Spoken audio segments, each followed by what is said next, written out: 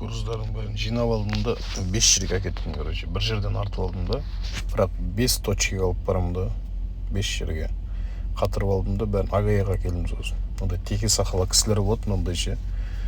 Осы жерге әкелдім, короче, домалақ шапка киіп жүретіндерге. Бұл груздың 20% алып қалды. Осы жерде түсірдім да, дальше Нью-Йоркқа кеттім, Агая штатына 500 километр, 500 майл жер, короче, бір Америкада майлмен айтылады. Сөйтіп бір ата қалып келдім. Бұл атаң деген, асықпай деген 2 сағат уақытым кетті ғой. Бір 10 пайыз грузға шем үш жерден құлатты бұл грузды.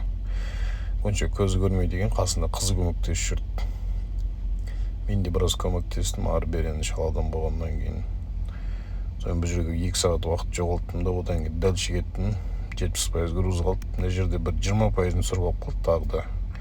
200 майл жерден жас пауэрлифтинг 20 минутте бытырылап түсіріп тастады бұл. Дальше берден шықтым да, Нью-Йорктың 4-ші грузды апаруға кеттім. Бұл жерде тоже жас жігіт екен, мал қорасы бар жігіт екен, малмен айналысатын. Бұл да бытырлап түсіріп алып болды 40% грузды. Сөйтіп последний 5-ші жерге деливериге доставка, значит, алып бардым да, бұны да тоже теке сақалдары күтіп алды ондай. Онда суретте қазір қарап тұрмағанша. Полный иегінен мойнына ғана сақал өсіреді, беті полный ашық болады да. Текелер сияқты түрлері ше.